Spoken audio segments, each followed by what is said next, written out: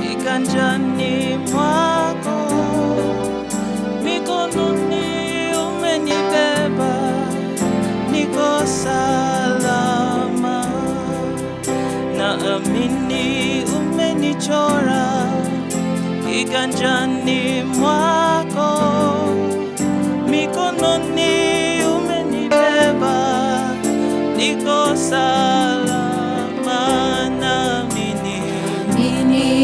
Umenichora kiganjani mwako, mikononi umenibeba, niko salama. Naamini umenichora kiganjani mwako, mikononi umenibeba, niko salama. Naamini umenichora kiganjani mwako, mikononi umenibeba, niko salama. Naamini umenichora kiganjani mwako, mikononi umenibeba, niko salama. Naamini umenichora kiganjani mwako, mikononi umenibeba, niko salama. Naamini umenichora kiganjani mwako, mikononi umenibeba, niko salama. Naamini umenichora kiganjani mwako, mikononi umenibeba, niko salama. Naamini umenichora kiganjani mwako, mikononi umenibeba, niko salama. Naamini umenichora kiganjani mwako, mikononi umenibeba, niko salama. Naamini umenichora kiganjani mwako. Hi everyone, praise God. My name is John Sgaya. I am the minister of the word today. Welcome, and may God truly bless you. And I pray that God will minister to you as we dwell on his word today. Amen. Now, let us pray for the word before we begin. Father, in the name of Jesus, we thank you and we bless you for today. We glorify your name, Father, for this wonderful opportunity to meet our fellow brothers and sisters online so that we can partake of this beautiful word of God. Father, minister to us, bless us today, and guide us, Father, as we go through your word. In Jesus' name I pray. Amen. Today's topic is from Psalms chapter 100, and our topic is sheep of his pasture. The sheep of his pasture. Let us go open our Bibles, Psalms chapter 100. And I read, Shout for joy to the Lord, all the earth. Worship with gladness. Come before him with joyful songs. Know that the Lord is God. It is he who made us, and we are his. We are his people, the sheep of his pasture. Enter into his gates with thanksgiving, and his courts with praise. Give thanks to him, and praise his name. For the Lord is good, and his love endures forever. His faithfulness continues through all generations. I want us to dwell especially on the 3rd chapter of Psalms 100. That know that the Lord is God. It is he who made us, and we are his. We are his people, the sheep of his pasture. As I was meditating on this word, it just cracked me up that God calls us the sheep of his pasture. Now, I started wondering, what if God called us the cows of his pasture? Or what if God called us the goats of his pasture? Or what if God called us the pigs of his pasture? So it is important that God calls us sheep. If we were cows, then we would really bully people in church, because the cow is known for his big size.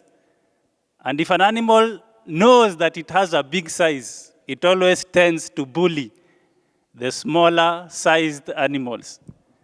If we were the goats of his pasture, that is even more interesting, because there in our rural areas, we always say that if you see sheep inside someone's shamba eating, then there must be a goat somewhere which showed the sheep the way. Lazima kutakuwa na kapanya route mahali ambayo mbuzi ilionyesha kondoo waingie ndio wakule shamba ya mtu. In other words, goats and mischief go hand in hand. So it is important that God calls us the sheep of his pasture. I also wondered, what if God called us the pigs of his pasture? As we all know, that if you want to find pigs, you simply go to muddy places, ditches where sewer is running. That is where you will find pigs. Is it not true? Of course. So we are not his pigs, because the pig is an unclean animal. So God correctly calls us the sheep of his pasture. It is interesting that God does not call us the dogs, his dogs, or his cats. Dogs are known for their ferociousness. I mean, if you see dogs, many of them in one place, there is bound to be war, ferocious war between those dogs. So if God called us dogs, it would be normal for us to always fight in church. What if God called us cats? The cat is known for its love of the darkness.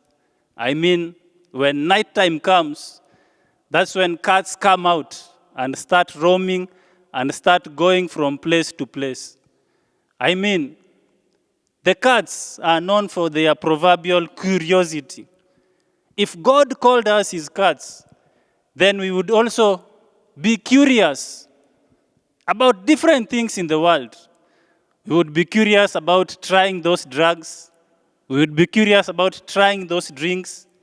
We would be curious about trying all kinds of things, because cats are known for their curiosity. So, it is important, brethren, to know that God calls us the sheep of his pasture. Amen. Now, why does God call us the sheep of his pasture? Ni muhimu tujue kwa nini Mungu anatuita sisi ni kondoo wa malisho yake. Because in Swahili we say the sheep of his pasture, kondoo wa malisho yake. Now, the sheep is known for its gentleness and humility. I mean, at night, if you meet sheep, Of course, you know they will not harass you because they are just gentle animals, humble animals. They have no issues with anyone. So that is why God calls us his sheep.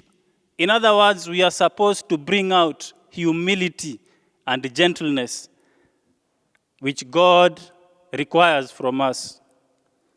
But now, this is another thing about the sheep. The sheep is known for its foolishness. That's why there is a proverb, an English proverb, which says, as foolish as the sheep. As human beings, it is normal for us, in one way or another, to exhibit some kind of foolishness. Even we ourselves, you as an individual, kuna kitu mahali ushaifanya ukasema, he, na hapo nilikuwa mjinga, hapo nilikosa kutumia akili. Ukipita kwa barabara, utapata kukiwa na jam, ama kuko na drivers are arguing amongst themselves. You will see one driver gesture to another driver to use this. Utumie hii. In other words, the other driver is exhibiting some kind of foolishness. So we are his sheep of his pasture. In other words, for us, at times, or okay, let's say most of the times, for some of you, you exhibit some foolishness. Amen. Na hapo sijakutukana nikisema wewe ni foolish. Amen. The foolishness of the sheep make the sheep to be highly dependent upon the shepherd. The foolishness of the sheep make the sheep to be highly dependent on the shepherd. Now, as Christians, because we are the sheep of his pasture, we need to have shepherds in our lives. We need to have shepherds in our lives. A shepherd might be your pastor, your prophet, or someone who is spiritually over you. A spiritual father, a spiritual mentor. You need someone to shepherd your life, to remove the foolishness from you. That's why God calls you sheep of his pasture. Let me tell you this. In fact, if you are writing notes, write this down.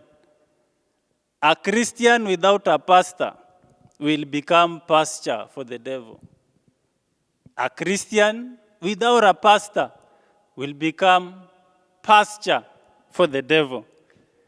God also calls us his sheep because we are supposed to benefit him.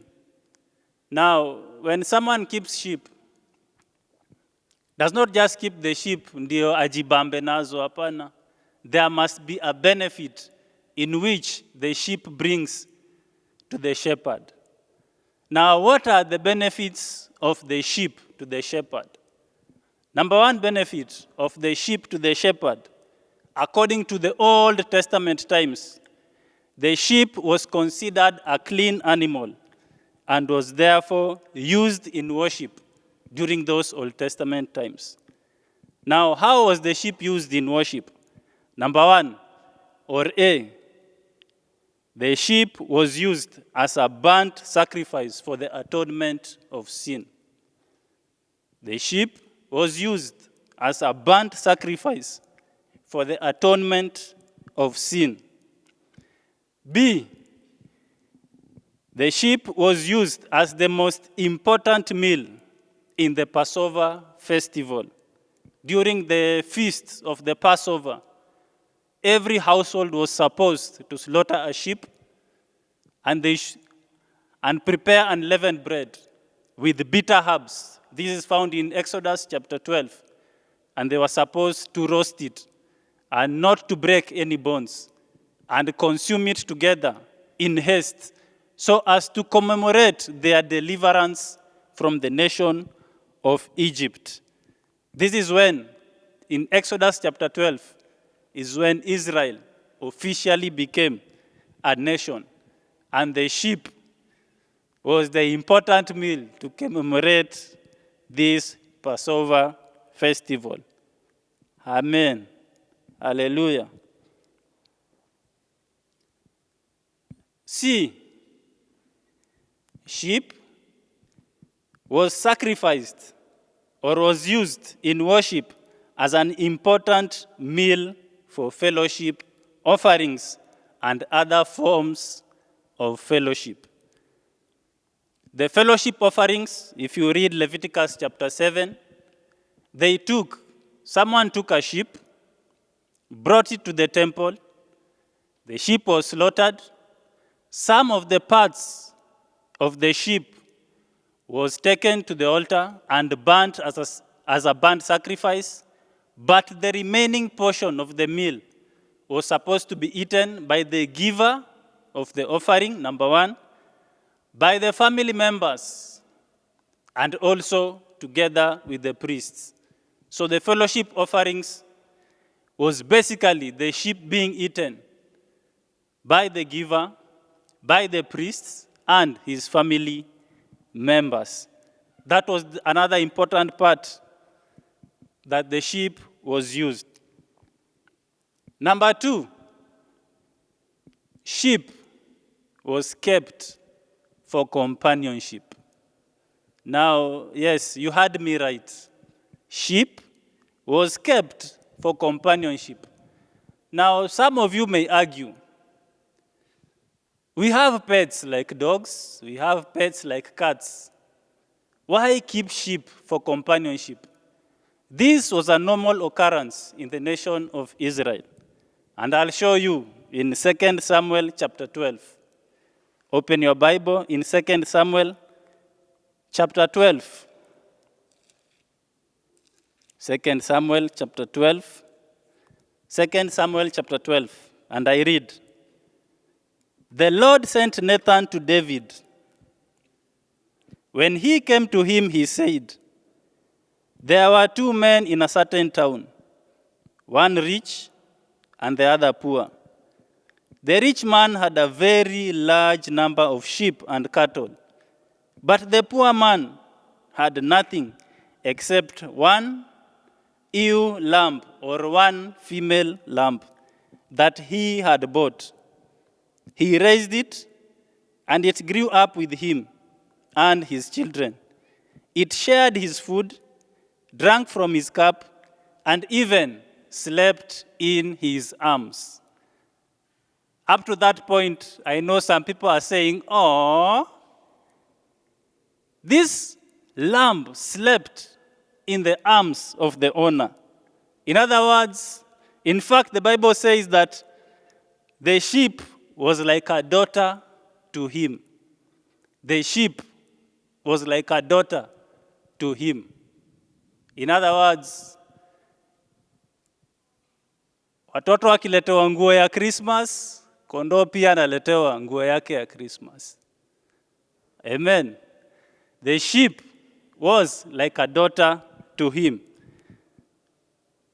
This was given in reference. Now, verse 4. "Now a traveler came to the rich man, but the rich man refrained from taking one of his own sheep or cattle to prepare a meal for the traveler who had come to him. Instead, he took the ewe lamb that belonged to the poor man and prepared it for the one who had come to him. David burned with anger against the man and said to Nathan, 'As surely as the Lord lives, the man who did this deserves to die.'" And how true that is. How can you take someone's daughter? Okay, sheep, but let's say daughter. Go and slaughter for your visitor to eat. Amen. Another good example of companionship is seen in John chapter 10. Now, this is my last. John chapter 10, as we conclude the message. John chapter 10. John chapter 10. "I tell you the truth, the man who does not enter The sheep pen by the gate, but climbs it in some other way, is a thief and a robber. The man who enters the gate is the shepherd of the sheep. The watchman opens the gate for him, and the sheep listen to his voice. He calls his own sheep by name. His own sheep by name. His own sheep by name. In other words, the shepherd has a name for his sheep. When he has brought all out on his own, he goes on ahead of them, and his sheep follow him because they know his voice. In other words, these were not just domestic animals, but these were more than domestic animals. Hawa kondoo ni marafiki wa huyu shepherd. Verse 5, they will never follow a stranger. In fact, they run away from him because they do not recognize a stranger's voice. Jesus used this figure of speech, but they did not understand what he was telling them. Therefore, Jesus said again, I tell you the truth, I am the gate for the sheep. All who ever came before me were thieves and robbers, but the sheep did not listen to them. My question to you, my listener, who do you listen to? Who do you follow? Because if you are born again, if you are a Christian, you are a sheep. So if you are a sheep, who is your shepherd? Are you listening to the voice of your shepherd? Are you following the shepherd? Because as you go on with the chapter, Bible says that the sheep, they come out and follow the shepherd. The shepherd does not beat them. No. The sheep willingly follow their shepherd. Kama wewe ni kondoo, mchungaji wako ni nani? Kama wewe ni kondoo, swali yangu siku ya leo ni hii. Unasikiliza sauti ya mchungaji wako? Thank you for listening to me. Thank you for tuning in. Thank you that we have shared God's word. Before we depart, let us pray as we conclude.